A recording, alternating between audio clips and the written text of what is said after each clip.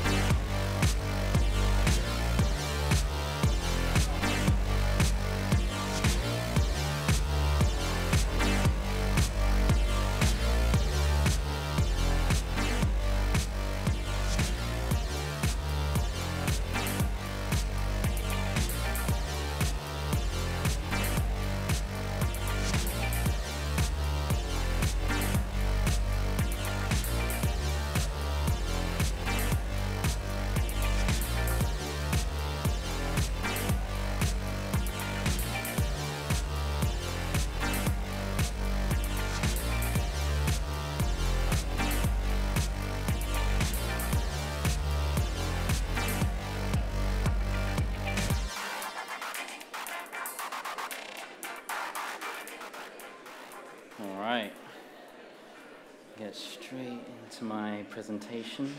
Wait, let's see. Let's see. Full screen mode. It's not working, is it? Oh, fantastic. Alright. Yeah, I'll just freestyle it, it's right. Good evening, everyone. Firstly, it's a huge honor to be in probably what's the most talented room in London right now.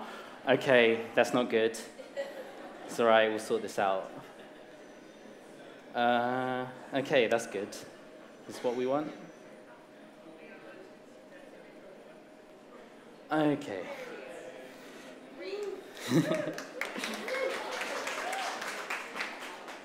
On, that's good. All right. Okay, firstly, it's a huge honor to be in what's probably the most talented room in the world right now. Up there, I've looked at those guys' portfolios, and they're like really amazing. They're not getting the time they deserve. And okay, about me, I'm a student at London College of Fashion. I'm currently in my second year studying BA Fashion Photography. I haven't had a career anywhere near as illustrious as the previous speakers so far yet, but I have sort of always grown up with art. I've always drawn, I've always painted, I've always sculpted. I've tried many, many mediums, but then I eventually fell upon photography. And at home I have stacks of books from when I was about 6 years old, all the way up to 18. And past 10 years old, I was kind of just drawing Pokemon, Digimon, and as soon as I hit puberty, I was drawing women, it's only women after 16.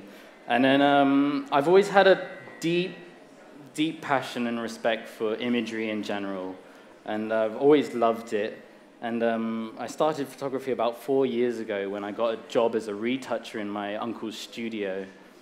And every day I'd watch these photographers come in and they'd just take pictures. And I'll be working on the images after they'd taken them. And I got this really good idea of sort of, you could see when a photographer was good before you even saw the photos, like while they were working with the person. And it was while I was working in the studio, through watching hundreds of photographers every year, that I kind of got my head around, because I was so traditionally trained with all these mediums, which are really analog, really like pastels, paints, and stuff like that.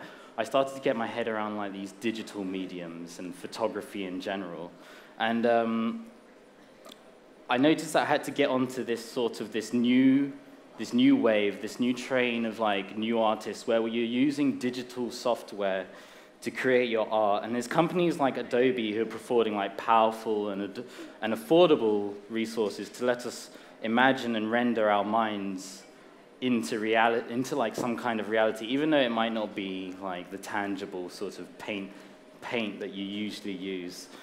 And sort of with these new softwares, the only limitation has become the person who's sitting in front of the screen.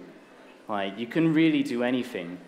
And all the old ideas of what it meant to be an artist have kind of been turned on their heads and just flipped around, because now, with all these digital softwares, we live in this new age of creating, this new age of pulling together video and images and typography into like one thing, one image.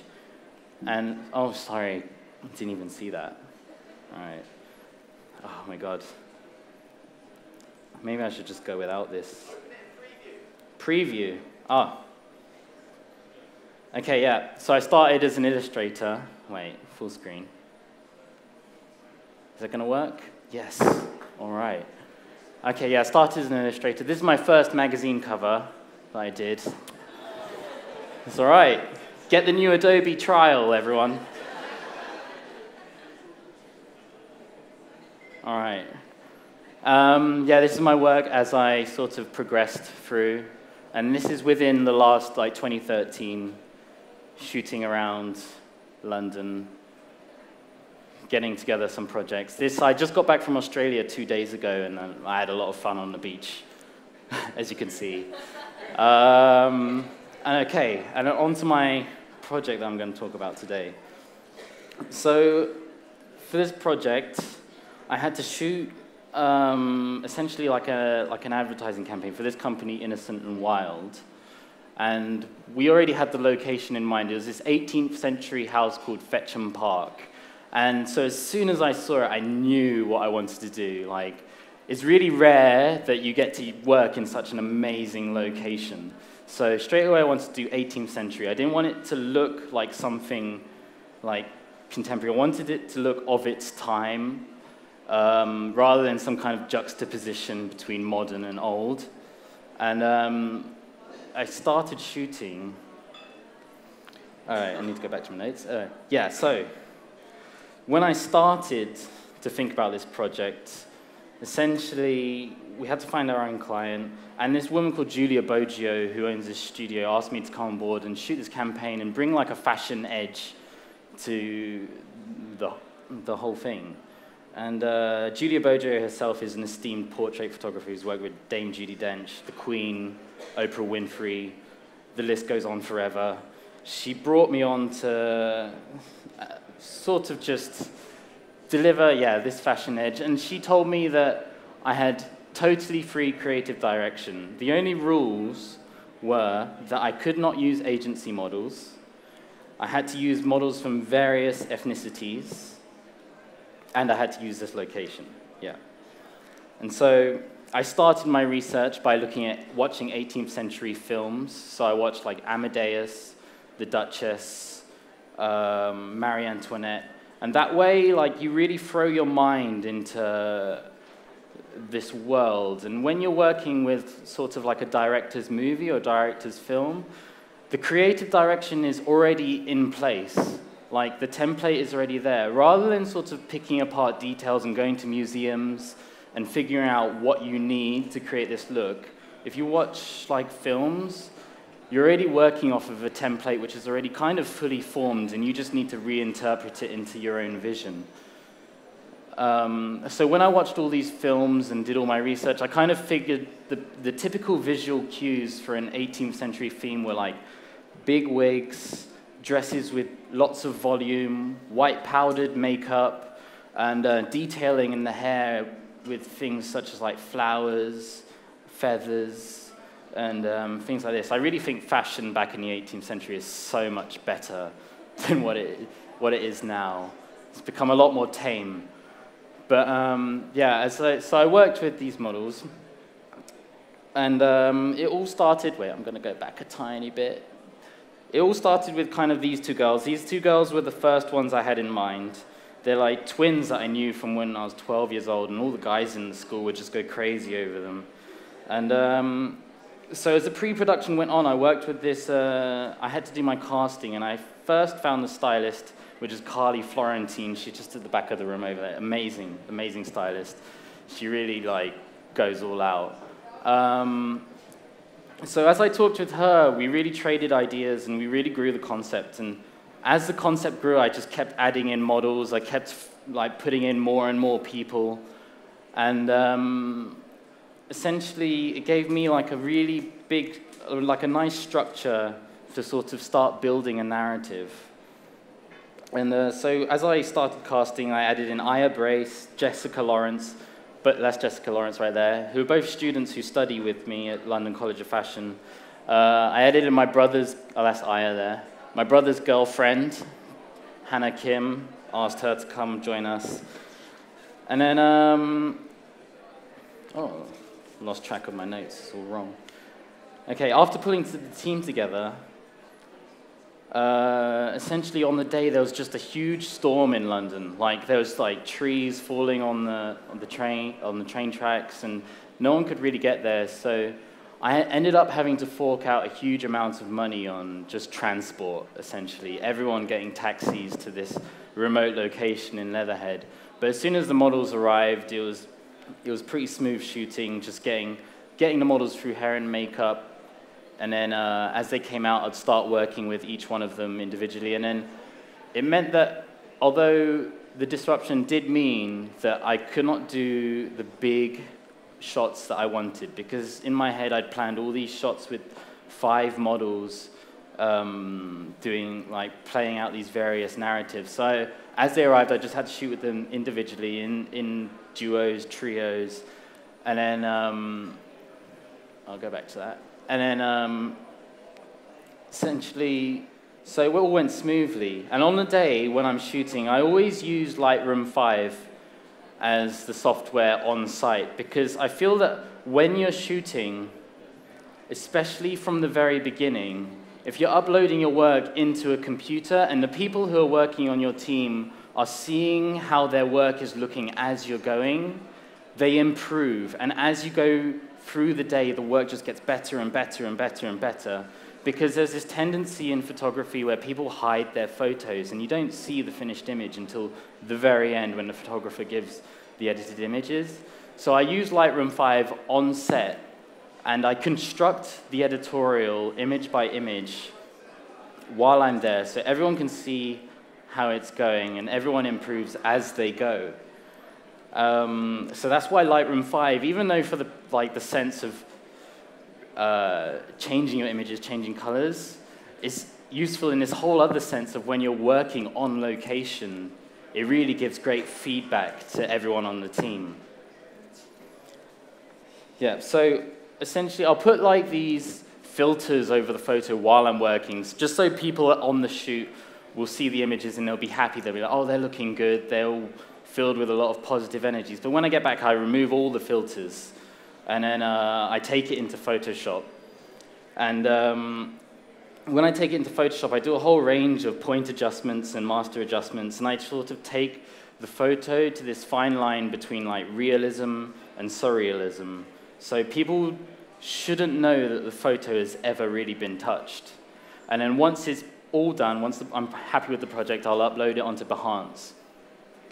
The reason why I love Behance is, number one, the community there is amazing.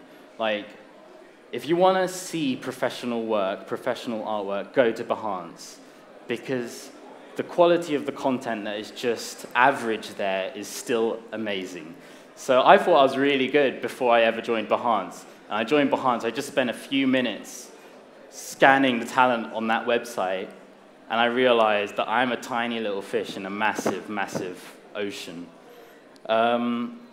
Another reason why it's good is because when you join these communities, you can feel like you're like a nobody. You can feel like, especially when you got like 0 followers, 0 following, and you feel like your work's going nowhere. They've got like these special areas of the website which are about curating work. They have people who search through good projects and they promote your work for you. So even if you feel like you haven't got a great following, this website kind of has curators who will promote your work, and they'll give you the viewing platform that you might deserve as an artist. And another good thing about Behance is this is my website. On your website, I believe that you should only show a selection of only your strongest work. And sometimes as an artist, you just kind of want to show everyone everything, and you want to show everyone every single thing you do. And that's why Behance is good, because even though your website is just a tiny selection of your work, Behance can act as like an archive for like every single project you do. So any client who's interested in you, and they're impressed by that initial impact of your website, and they want to see more, you can send them to your Behance, and there, they can see everything, and they can indulge themselves. All right. So this is the final image. I only had time to take one big group shot on the day. Oh, someone's calling me. Off. All right. I only had time to take one big group shot at the end of the day because it was about 1 hour of sunlight left. And when I was working on this group shot, I was really highly inspired by the British fashion photographer called Tim Walker. He mixes sort of whimsical fairy tale storytelling with fashion photography, and he just creates these amazing frames. And it can be really difficult to sort of fit 5 people into a frame. So I worked for a long time trying to pose everyone into this sort of seamless, so it didn't feel too invasive. The energy has to be smooth throughout the photo. So that one is probably the toughest photo I've ever taken. So thank you. This is my website and stuff, if you want to follow me. And just to finish, I just want to say it's almost impossible to pinpoint what really makes a great creative, because every creative person is different. It's just, as every artist speaks with a different accent to their visual language, any person that is able to pursue a creative life is extremely blessed. And I think that, like, in return, the artist has to give back to the people things that they've never, ever seen before. They have to show them another world. And because visual language is something that every single person understands. It doesn't matter what language you speak. When you see a photo, everyone knows it. Everyone feels it. Images are a physical feeling inside yourself, and words come after. And I feel like the only advice that I'm qualified to give, especially after speaking after these guys, Jesus, is to trust yourself and trust your ability. Always bring something to the table and make yourself a valuable member of any team that you join. Because there is no real end goal, there's no client, there's no big job. There is only mastery of your medium, the journey, the stories, ideas, and worlds that you want to share with everyone else. Thank you very much.